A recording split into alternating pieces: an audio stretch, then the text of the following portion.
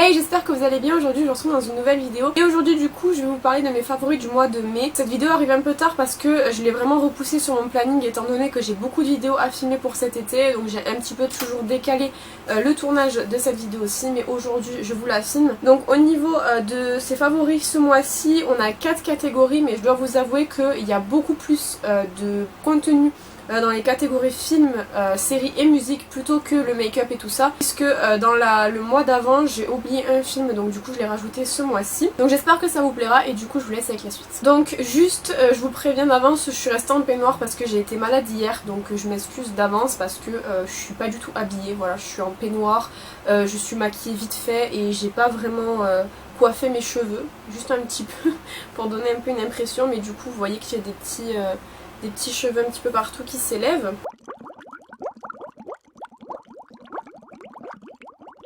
Donc on va commencer avec le maquillage et j'ai 4 produits à vous présenter. Il y en a quelques-uns que vous connaissez déjà, mais je voulais vraiment vous en parler ce mois-ci parce que je les ai vraiment beaucoup utilisés et beaucoup aimés. Du coup je commence avec le fard à paupières de chez Colourpop qui est la teinte Mint for You, donc je vous en ai déjà parlé en vidéo quand je l'avais reçu et je crois que j'avais fait un make-up avec sur Instagram. Je sais pas si sur YouTube je l'avais utilisé, mais je crois pas. C'est un fard à paupières couleur menthe qui est juste magnifique. Vous voyez les reflets qu'il a, c'est assez fou. Le fard à paupières là je l'avais payé moins de 6 € et regardez à quel point il est lumineux. J'ai vraiment trop aimé utiliser ce fard à paupières ce mois-ci et vraiment les Super Shock Shadow de chez Colourpop sont vraiment pour moi un indispensable à tester dans la marque si jamais vous découvrez cette marque-ci, parce que ce sont des fards à paupières qui ont une texture crémeuse, fini poudreux, qui est vraiment ultra agréable à travailler, lié au doigt qu'au pinceau, avec un fini ultra métallique et ultra lumineux. Donc là il fait partie de la gamme des métalliques. Je sais que chez Colourpop il existe aussi la gamme mat, mais je l'aime un petit peu moins. C'est vrai que j'ai 2-3 fards mat de chez eux que j'aime pas trop. En revanche les fards comme ça métalliques je les adore, et celui-ci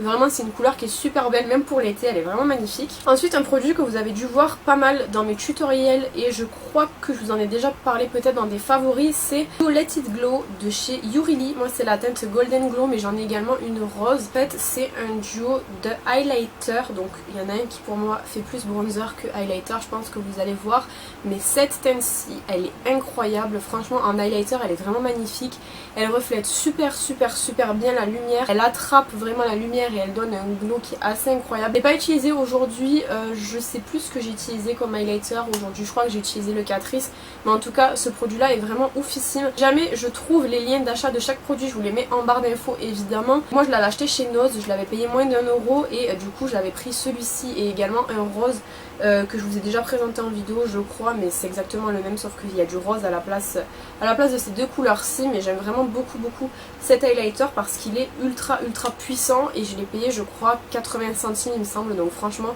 c'est vraiment ultra rentable chez Nose. De toute façon je trouve toujours des trucs de make-up que je connais pas qui sont ultra bien et très peu chers. Un troisième produit dont je voulais vraiment vous parler c'est le Sunstalker de chez Fenty Beauty. Moi c'est la teinte Shady Bees que j'avais eu en concours, donc c'est les produits qui sont comme ceci en fait, ce sont des bronzers poudre et franchement ce produit là il est vraiment oufissime. Donc moi je l'ai eu comme je vous dis en concours, donc je n'ai pas choisi la teinte, c'est une teinte qui est arrivée voilà, qui était comme ça, donc elle est un petit peu foncée c'est vrai, mais ça se travaille tellement bien en fait et ça se fond en fait merveilleusement.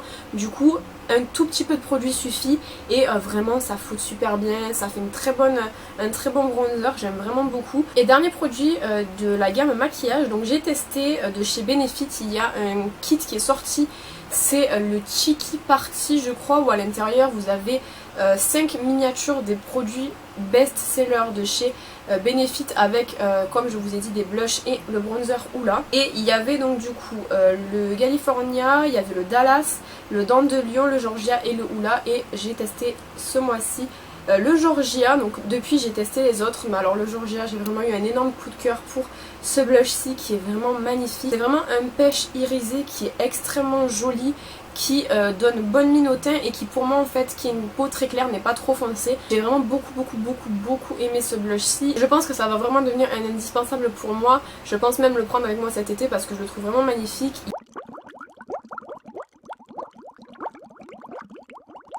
On a terminé avec les produits make-up, donc je vais vous parler du seul produit soin que j'ai dans la catégorie ce mois-ci, la l'eau micellaire triple action Hydro Boost de chez Neutrogena. Donc en fait l'histoire de ça c'est que ma soeur avait besoin d'un produit pour nettoyer le visage et ma mère avait acheté ça, elle s'était trompée et du coup je l'ai testé, j'aime vraiment beaucoup. Au-delà du fait que le produit sent merveilleusement bon, je trouve qu'elle nettoie vraiment très bien la peau, elle démaquille vraiment super bien, donc elle est faite pour évidemment démaquiller, éliminer les impuretés et hydrater la peau. J'aime vraiment beaucoup parce qu'elle est suffisamment douce également pour démaquiller les yeux, donc c'est un 2 en 1 pour moi que j'apprécie parce que généralement vous savez moi j'ai toujours un démaquillant pour les yeux et un pour le visage puisque j'ai les yeux très sensibles et là bizarrement avec ce produit là j'ai pas eu de problème d'irritation des yeux et tout, donc je l'aime vraiment beaucoup.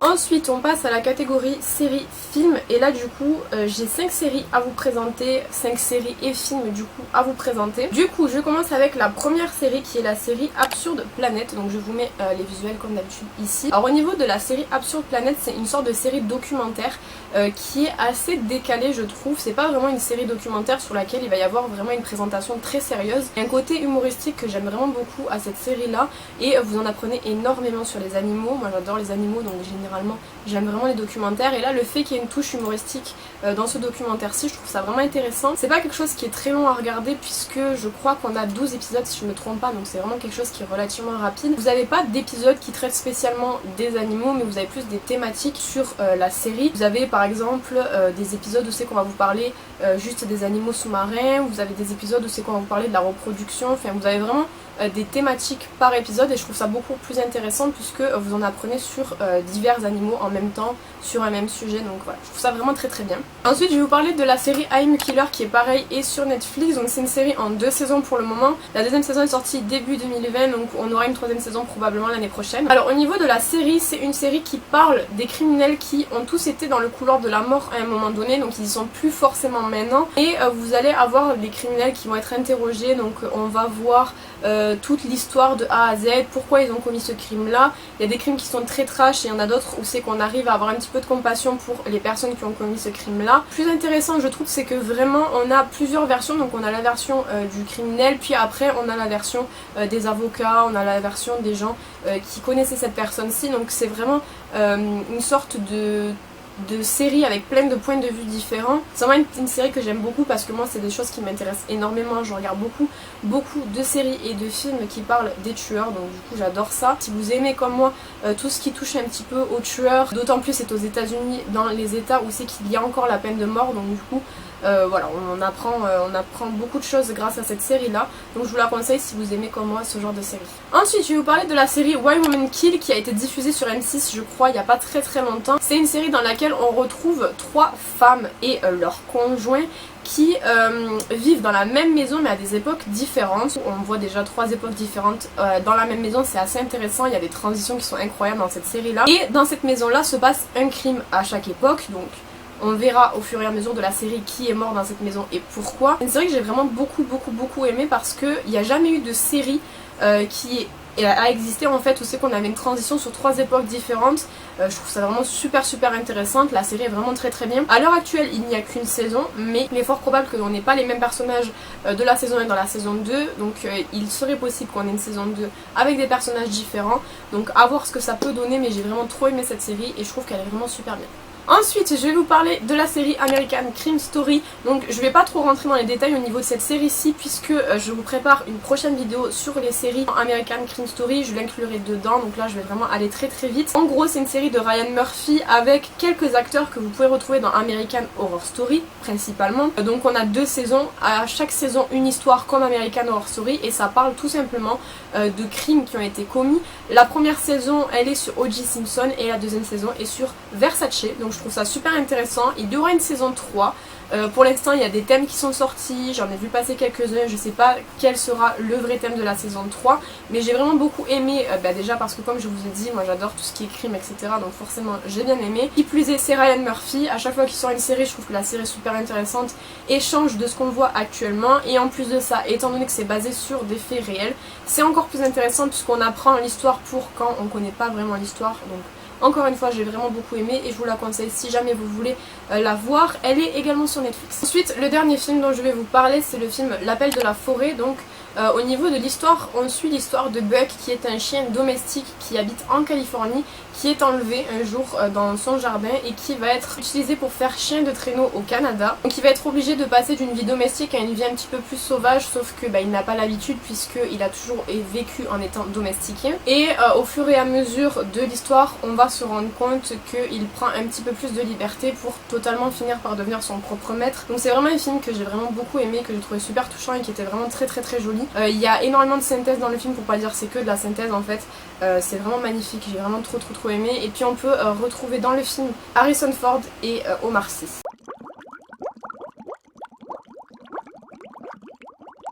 Ensuite du coup on va passer aux musiques puisque j'ai 4 musiques à vous présenter. Il y a 2 albums, une mixtape et une musique dont je voulais vous parler ce mois-ci. Au niveau K-pop on a été pas mal secoué, il y a eu énormément de comebacks durant le mois de mai et le mois de juin prépare énormément de comebacks également, ça va être assez compliqué. Mais le premier comeback qu'il y a eu c'est celui de Astro, ils ont sorti leur album Getaway avec la title track qui s'appelle Knock qui est vraiment trop bien, donc je vous mets un extrait.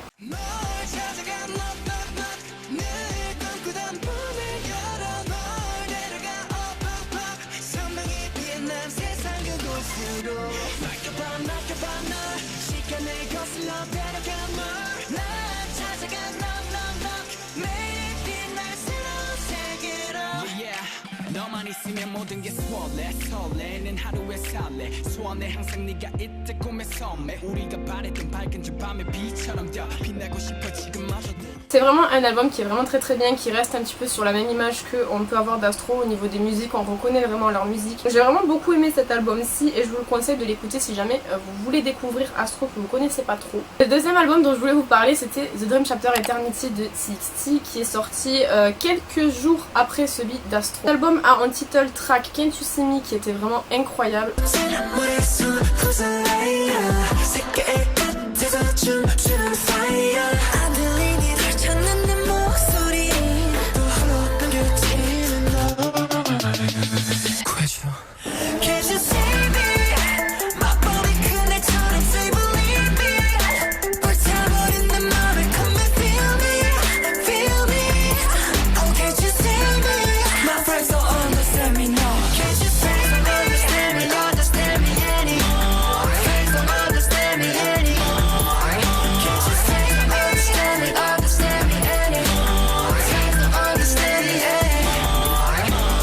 Et on a eu le droit à un MV également sur Puma qui était ma chanson préférée de l'album.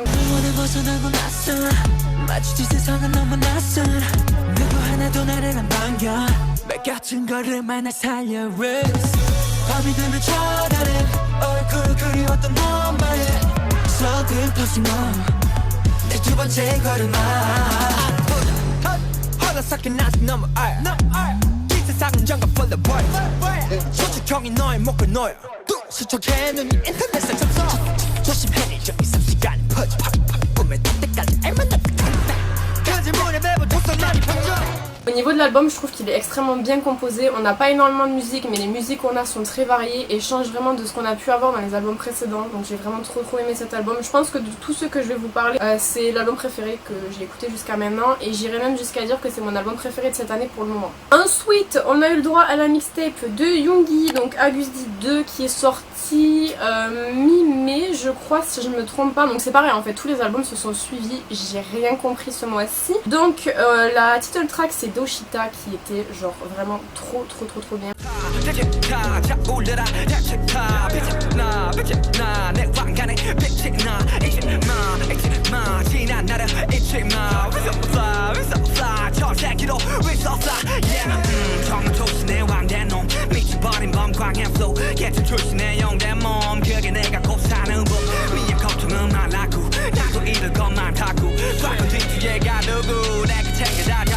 Et au niveau des musiques, j'ai vraiment bien aimé, pareil c'est toujours la même ambiance et j'ai aussi beaucoup aimé Burn It qui est en feat avec Max que je connaissais pas du tout mais genre j'ai vraiment beaucoup aimé cette musique également.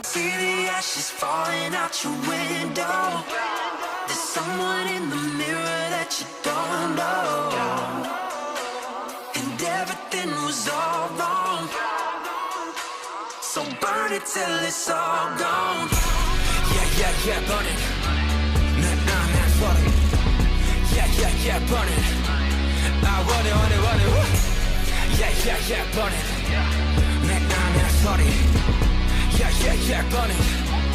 I want it, want it, want it. Si vous connaissez pas, n'hésitez pas à aller voir, je pense que je vous mettrai dans la barre d'infos des liens pour écouter parce que franchement il vaut vraiment le détour. Et ensuite là c'est une musique, puisqu'on n'a pas d'album qui est sorti, je pense que c'est voulu de la part de l'agence de juste sortir une musique, et c'est Pierrot de D-Crunch qui est sorti. Au niveau du titre j'étais assez choquée, j'ai pas trop compris pourquoi ça s'appelle comme ça, mais bon écoutez, ma foi c'est le titre donc je peux pas y faire grand chose. Gonna change 벗어 던져 멈춰진 시선과 억지 웃음도 더는 내게 없어 I'm done Do it like a beer Ooh na na na Don't do it like a beer Hold on baby Oh baby 가면 같은 거지 Ooh crazy 태워버려 burn it down Oh baby 가면 같은 거지 Ooh crazy 태워버려 burn it down 웃으라면 그저 웃으 거울 속에 내가 없어 지금까지 믿은 말은 수억 깊이 자리 잡은 병은 So all I wanna day 그 길로 지워버려 내 얼굴의 화장도 이젠 지켜봐 혁명의 판도 Who's the clown I'm out. Et du coup j'ai vraiment beaucoup aimé, ça change pas trop de ce que D-Crunch fait habituellement, mais je trouve que ça reste quand même relativement différent et ça suit un petit peu tout ce qui sort en ce moment. J'ai pas grand chose à dire malheureusement parce que D-Crunch c'est un groupe qui n'est pas très connu, donc c'est vrai que quand ils ont sorti la musique il n'y a pas énormément de gens qui ont écouté. D'ailleurs si jamais vous connaissez pas D-Crunch, n'hésitez pas à aller voir parce que je trouve qu'ils font vraiment un job de ouf et qu'ils sont vraiment pas trop reconnus dans la K-pop, alors que pourtant ils font de très bonne musique. Voilà, donc j'espère que cette vidéo vous aura plu, n'hésitez pas à me dire ce que vous en avez pensé dans les commentaires. Si jamais vous écoutez ou vous regardez une des séries ou films ou musiques que je vous ai mis dans cette vidéo-ci, n'hésitez pas à me dire ce que vous en avez pensé dans les commentaires et même ce que vous avez pensé de la vidéo en général. Quant à moi je vous retrouve bientôt dans une prochaine vidéo, en attendant prenez soin de vous.